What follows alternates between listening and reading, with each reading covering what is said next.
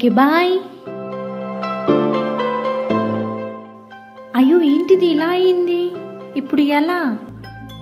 ఈ జిడ్డు మరియు మొండి మరకలు పోవాలి అంటే ఒకటే సొల్యూషన్, సరికొత్త నియో ఫ్రెష్ టచ్ వారి డిష్ వాష్.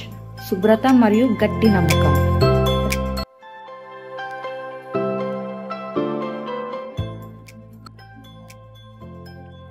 మీరే పోలీసులు రండి సార్, మీరు నాతో పాటే రండి.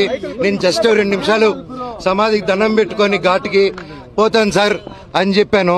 ఆ పర్మిషన్ తీసుకొని సార్ వాళ్ళతో వెళ్తాను.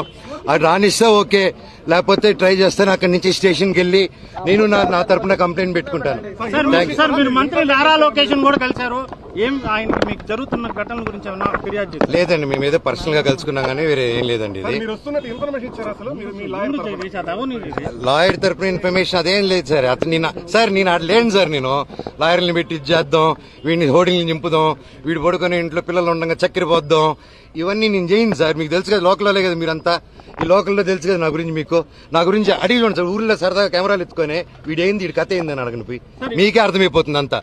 నేను కేవలం నేను అడిగిందల్లా ఒకటే, ఇక్కడ జనాలు హాస్టల్ పిల్లకాయలు అండ్ ఆ తర్వాత బయట చదివే హాస్టల్స్ దగ్గర కూడా క్యాష్ డిమాండ్ చేద్దాం. ఈ హేమాద్రి నాయుడు వీళ్ళందరూ కలిసి, అండ్ వాళ్ళ దగ్గర వాట్సాప్ చాట్లన్నీ ఉన్నాయి సార్, బెదిరించడే హాస్టల్ అంతా ఖాళీలు చేపియడం.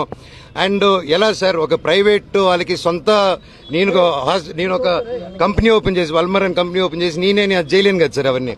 సో నేను అడిగా, స్టూడెంట్స్ కి ప్రాబ్లం అవుతుంది, ఇక్కడ ఉన్న విలేజర్స్ ప్రాబ్లం అవుతుంది, అందరూ మన వాళ్ళు, ఎట్టా వీళ్ళకి ఏదో ఒకటి చేయాలి కదా, మనం కూర్చొని మాట్లాడతాము. ఇబ్బందులు అవుతున్నాయి నాన్న, మీ వరకు రావట్లేదు అంటే నాన్నగారు వరకు రీచ్ అయ్యేలా కూడా నేను తీసుకెళ్లట్లేదు.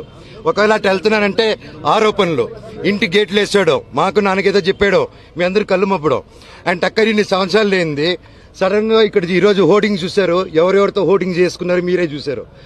నేను పోయినసారి వచ్చి స్టూడెంట్స్ ఊరోళ్ళతో మాట్లాడి వెళ్ళిన తర్వాత పరిగెత్తుకుంటే వెళ్ళి లొకేషన్ గారు కలిశారు, విష్ణు గారు అండ్ ప్రతి ఒక్కరు. అండ్ ఎందుకు ఆ భయం, ఎందుకు నేనేం చేస్తాను, ఏం లేదు కదా, కూర్చొని మాట్లాడేదానికి ఎందుకు.